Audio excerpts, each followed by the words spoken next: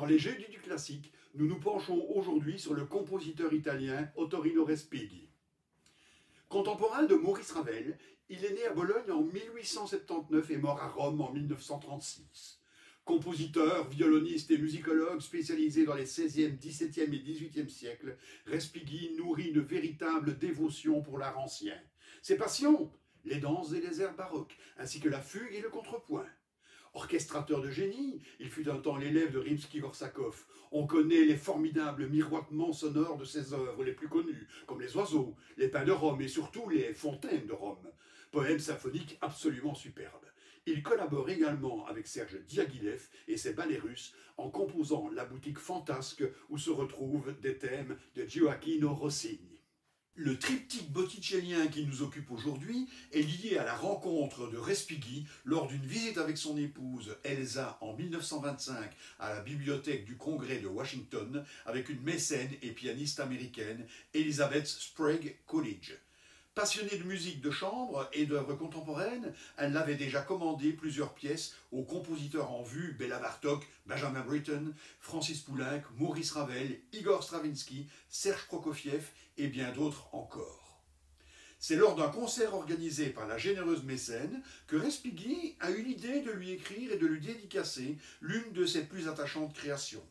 Cet ensemble de 3 pièces pour petit orchestre, inspiré par les sublimes tableaux conservés au Musée des Offices de Florence, 3 œuvres de Sandro Botticelli, le grand peintre de la Renaissance, le printemps, l'adoration des mages et la célébrissime naissance de Vénus.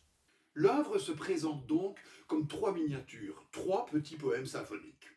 On se souviendra que si ce genre appelé parfois musique à programme a pour principe de se baser sur un argument extérieur pour proposer sa musique, il ne consiste pas toujours en une musique narrative et joue plus sur la suggestion et l'évocation que sur le récit à proprement parler. Ainsi, le triptyque peut s'écouter avec sous les yeux les tableaux de Botticelli, mais aussi comme une musique pure déployant ses sonorités les plus envoûtantes avec, en filigrane et comme une réminiscence, l'émotion ressentie après l'observation des toiles.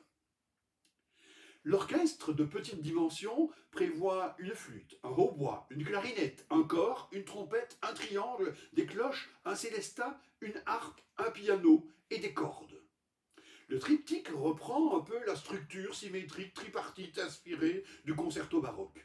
Un mouvement vif en mi majeur, inspiré par le printemps, un mouvement lent en do mineur évoquant l'adoration des mages, un mouvement vif, un retour en mi majeur pour la naissance de Vénus. Il fut créé en 1827 à Vienne lors d'un concert organisé par Madame Sprague Coolidge et dirigé par le compositeur lui-même.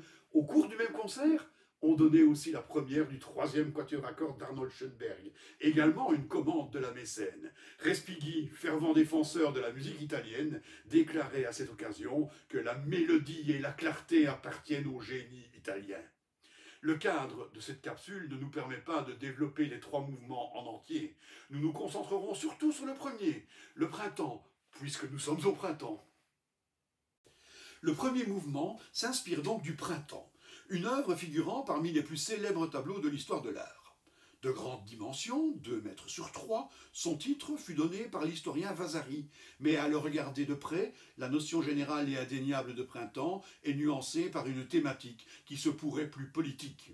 Une hypothèse prétend que la ville où travaillait le peintre, Florence, la ville des fleurs, tirait son nom de sa fondation au printemps, durant les Ludi Florales, festivités antiques destinées à fêter la déesse Flora, qui se retrouve d'ailleurs dans le tableau parmi les 9 personnages qui se détachent sur le fond sombre, sorte de jardin des Hespérides, plein d'une exceptionnelle floraison et bordé d'orangers en fleurs. C'est la sensualité des corps, le souci du détail et le maniérisme qui donnent à cet ensemble toute son envoûtante beauté. De droite à gauche, on reconnaît le vent du printemps, Zéphyr, qui emporte Chloris, Flore pour les Romains, pour en faire son épouse. Sortant de sa bouche, on peut voir une tige végétale. Sa surprise, teintée d'un peu de crainte, est évidente. La belle robe de fleurs du personnage suivant semble évoquer Florence. Plus âgée, elle semble se diriger vers nous. Au centre, ou plus exactement dans les régions du nombre d'or, un autre personnage bien ambigu se présente. Il pourrait représenter Vénus, mais il nous fait également penser à Marie. Son ventre arrondi est rempli de symboles. et répond sans doute aux thèses philosophiques des cercles humanistes de la Renaissance. En nous déplaçant encore plus à gauche, nous rencontrons les Trois Grâces. Superbes dans leur élégance et dans leur danse amoureuse, elles sont surplombées d'un Cupidon qui se prépare, les yeux bandés, l'amour est aveugle, à décocher l'une de ces flèches qui vont droit au cœur. Enfin, tout à gauche, Mercure, le messager des dieux, muni de son caducée, chasse les nuages qui viendraient assombrir un si beau printemps. Superbe. Dans le poème symphonique, il règne un véritable esprit printanier, avec un magnifique brassage d'air qui d'emblée nous évoque le souffle de Zéphyr, avec quelques allusions au printemps des 4 saisons d'Antonio Vivaldi et bien sûr au chant des oiseaux si cher à Ottorino Respighi.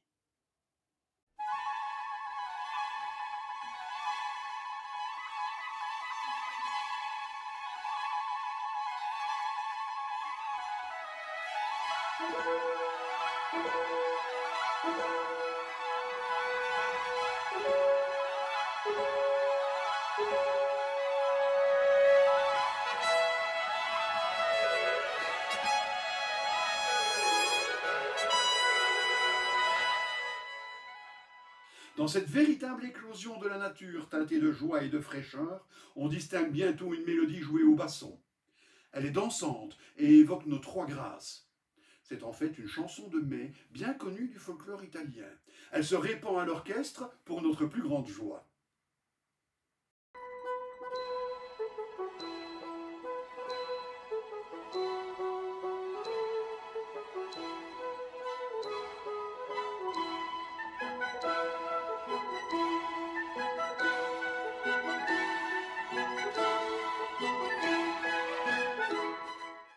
Plus loin, c'est un chant de troubadour qu'entonnent les instruments. À l'origine en Languedoc, ce chant médiéval dont les premiers mots insistent sur l'arrivée du temps clair est une joyeuse salutation au printemps. Après quelques développements, le mouvement s'achève sur des motifs avec lesquels il avait commencé, bouclant ainsi cette pièce très colorée que voici dans son intégralité.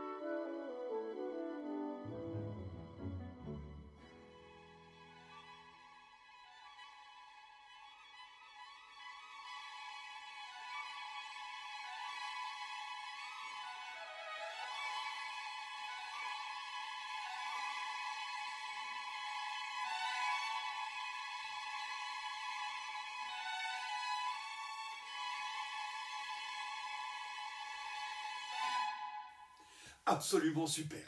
Le deuxième mouvement évoque l'adoration des mages. Moins sensuel que le printemps, il est cependant un chef-d'œuvre absolu également. On y distingue un décor de rochers et de ruines antiques, la Sainte Famille en élévation. En contrebas, les rois mages et nombre d'autres personnes importantes à Florence vers 1475 s'y retrouvent en bonne place les tout-puissants Médicis. Comme, pourtant décédé depuis une dizaine d'années au moment de la réalisation de l'œuvre, représente l'ancienne génération. Il se tient au pied de la Vierge et représente le monde avant le triomphe de l'humanisme renaissant. Les plus jeunes détournent ostensiblement leur regard de la scène. C'est la génération qui se libère du joug de l'Église. On y voit à gauche Laurent le Magnifique et le philosophe Pic de la Mirandole, ainsi que tout à droite du tableau, ce qui semble être le seul autoportrait du peintre Botticelli lui-même. Son regard, rempli de défis, nous invite à méditer sur la confrontation des deux mondes. Quant à la musique, elle adopte résolument le propos sacré en utilisant tous les codes de la pastorale de Noël. Un basson, encore, déployant une mélodie qui trouve sans doute son origine dans le chant grégorien, est bientôt rejoint par le hautbois et la flûte, avec quelques tournures qui évoquent l'Orient, formant ainsi un trio qui synthétise les trois rois mages.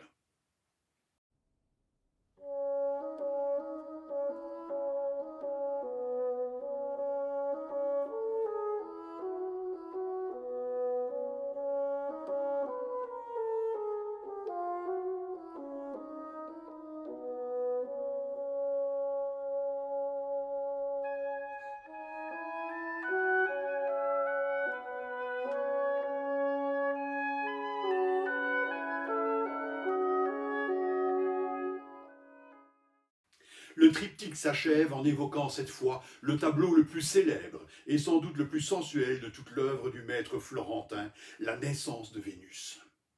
Simonetta Vespucci, l'une des plus belles femmes de Florence, morte de la tuberculose à 23 ans en 1476, servit souvent de modèle à Sandro Botticelli. C'est elle qui prend les traits de Vénus dans cette toile grandeur nature, réalisée vers 1485, soit bien longtemps après la disparition de la jeune femme. Nue, cheveux au vent, cachant son intimité et l'un de ses seins, elle ondule de manière irréaliste dans une esthétique profondément maniériste sur l'immense coquille Saint-Jacques qui lui fait office de nacelle. Son regard est comme absent et indifférent. Le vaisseau est poussé vers l'île de Cythère, où l'attend une nymphe qui va la couvrir d'un superbe manteau.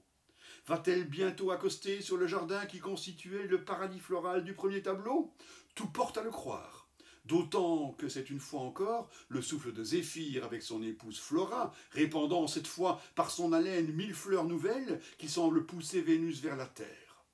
Ce tableau fascinant est lui aussi rempli de symboles humanistes. Respighi traite son dernier poème symphonique comme une simple évocation du souffle de Zéphyr et du délicat mouvement des vagues. Flora n'est pas en reste, et la douceur de la mélodie courbe de la flûte génère une sensualité merveilleuse, proche parfois des harmonies magiques déployées par Claude Debussy. Peut-être le plus abstrait des mouvements, la naissance de Vénus permet de laisser libre cours à notre imagination et de vivre au cœur de cette musique qui réalise une parfaite symbiose entre les arts. Un régal pour les oreilles, pour les yeux et pour l'esprit.